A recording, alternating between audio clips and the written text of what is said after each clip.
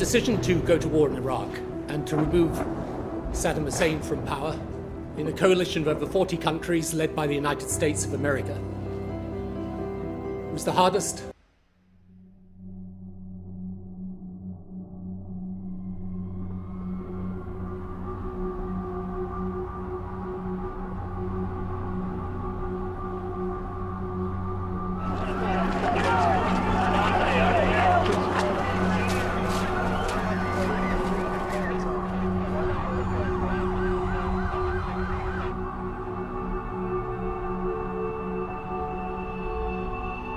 When those terrorists drove the planes into those buildings, the world changed on its axis at that moment. Please welcome Tony Blair. America was attacked because of what America stood for. And we stood for the same values. So when America was attacked, of course, we should be shoulder to shoulder with them. Anything else would be not just, morally suspect. It was a collective problem, the Western problem. We were going to sort it out together. From this nation goes our deepest sympathy and prayers for the victims and our profound solidarity with the American people. We were with you at the first, we will stay with you to the last. 9/11. So honored the British Prime Minister has crossed an ocean to show his unity with America. Thank you for coming, friend.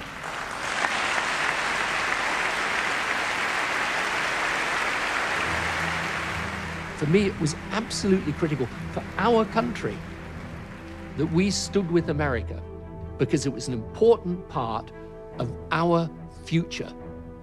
That strong American relationship alongside that strong European relationship, you keep those two things strong and you will always have influence in the world. And through that influence, you protect your own interests and you protect your own values. Saying if they fail to give up Osama bin Laden and his followers, there'll be war. In choosing to help the friends of terror, they are choosing to be enemies of ours. The Prime Minister's begun 3 days of intense diplomacy in Europe and America as he seeks to play a key role in forging a global coalition against terrorism.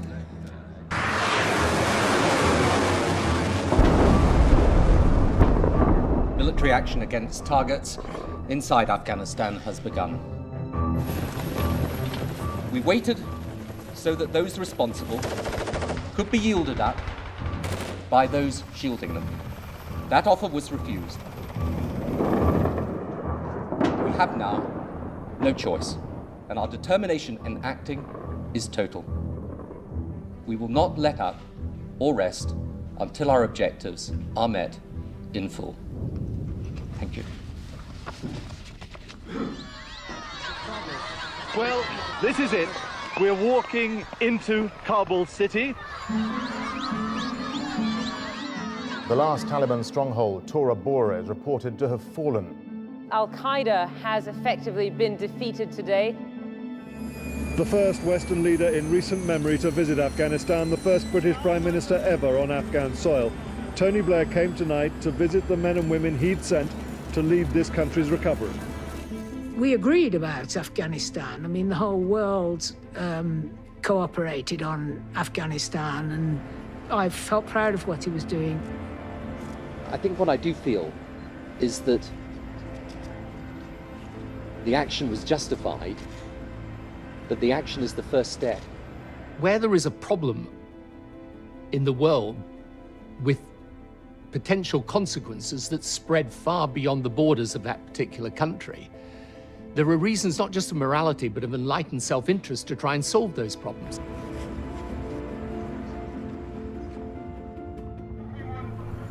With the aftermath of the Afghanistan campaign at the end of 2001 into 2002, Saddam Hussein as being the enemy, with the axis of evil mentality. Iraq continues to flaunt its hostility toward America and to support terror. States like these and their terrorist allies constitute an axis of evil, arming to threaten the peace of the world. He's hardly been visible since September the 11th, but today the American Vice President Dick Cheney was in London. The first of 12 stops to drum up support for action against Iraq.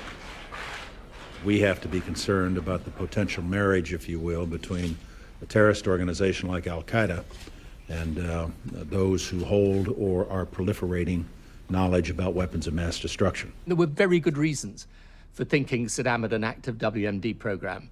He'd used it against his own people. He'd used it in the Iran-Iraq war. Hundreds of thousands of people had died. At the moment, they're not claiming a direct link with September the 11th, rather that Iraq may supply those responsible for the outrage with weapons of mass destruction. We have said right from the very outset, you'll have heard me say on many, many occasions, no decisions have been taken on how we deal with this threat. But that there is a threat from Saddam Hussein is not in doubt at all. The only guidance that you can give yourself in these circumstances is to do what you think is right. You know, inaction also has its own consequence. We hear a drumbeat that seems to be getting louder, that if the United States wanted to invade Iraq, no one was going to stop it. No one could stop it. But political opinion in Britain wouldn't understand a rush to invade Iraq without some kind of international endorsement.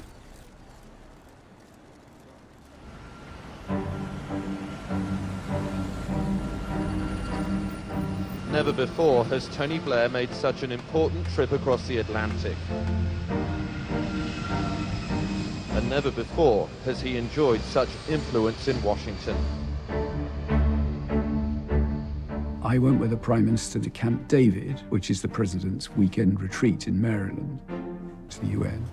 He's arrived here to tell George W. Bush to internationalize the Iraq crisis, to get him to agree that the path to a possible war should go through the United Nations. Politically, it was going to be extremely difficult for me. I'd been close to Bill Clinton, but he was of the same political family. George Bush was a Republican. A lot of people understand he holds weapons of mass destruction.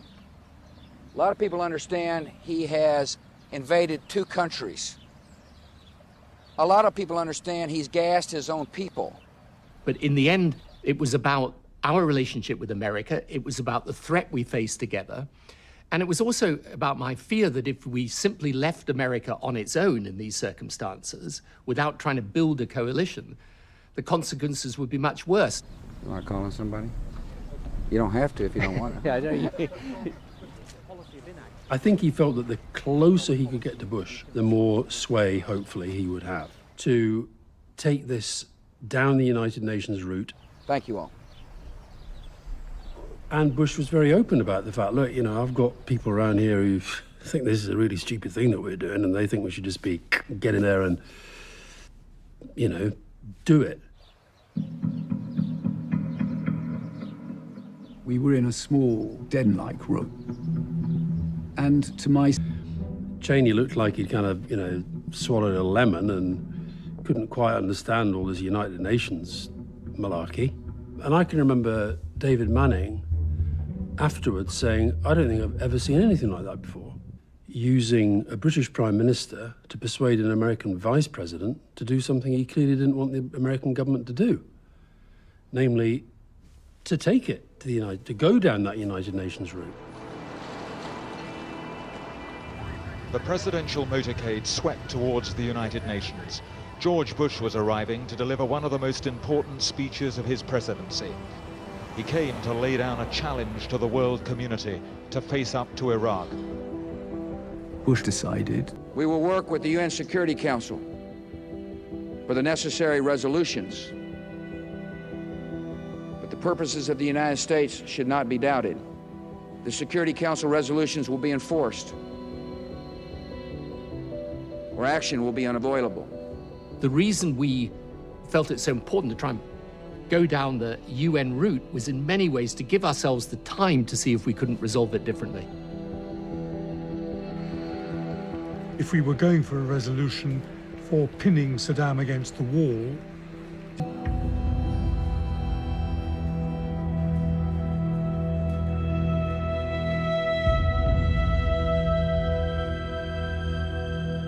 Tony Blair has to push the Iraq argument on, but choosing the TUC's Blackpool conference to plunge into the case for a possible war always risked a frosty welcome.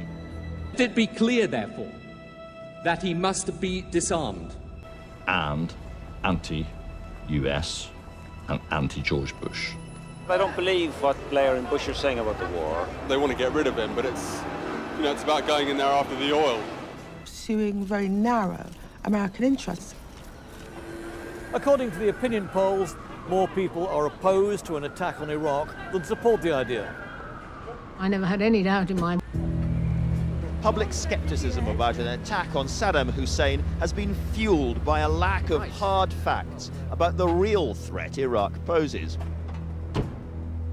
Out on television and in Parliament, me doing the briefings and so forth, it was almost like we felt we were having to say, well, if you saw the stuff that we saw and if you knew what he knew and all that.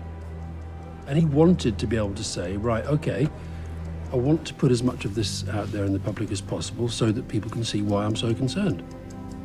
And when are we going to see it? Yeah, that was the problem. People said, you're telling us, but you're not showing us. And I came to the conclusion that, very exceptionally, we should show people. Originally, I had the intention that we wouldn't get round to publishing the dossier until we'd actually taken the key decisions. I think probably it's a better idea to bring that forward. Whether that was sensible in retrospect, I really don't know. Journalists sprinting to spread first news of the British case against Saddam Hussein. The release of a government document has never looked more like the launch of a bestseller. It's an unusual step to put so much. Read it all, and again, I defy anyone to say that this cruel and sadistic dictator should be allowed any possibility of getting his hands on chemical, biological, and nuclear weapons of mass destruction. The problem with delivering something like the dossier is the tension between 45 minutes. Well, the headlines, I think, in The Sun and the Evening Standard were all about 45 minutes from doom. There was never any sense. Anyone who wanted to see the evidence, we were showing the evidence to. But it was, I think, it was a very difficult thing to do, to put out that information in that way. It's just at the time, the pressure to do so was enormous. For Saddam Hussein, this is the moment of truth. After 4 years, UN inspectors are back in town, and the choice for the Iraqi leader is stark.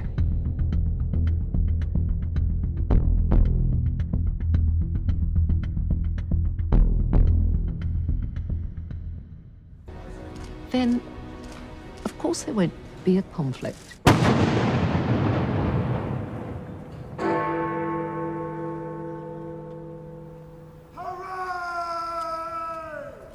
I was determined to do everything I could to avoid it if we could. Of course, I mean, with a decision like that and with the consequences, I mean, you wouldn't be human if you didn't agonize over it and find it incredibly difficult and very stressful. And I should imagine I was complete hell to live with during those months. We needed the WMD to be found.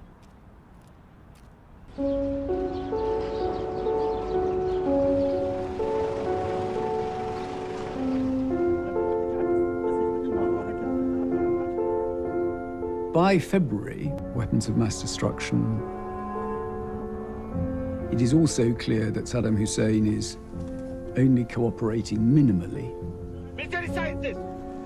And the Americans are concluding that this is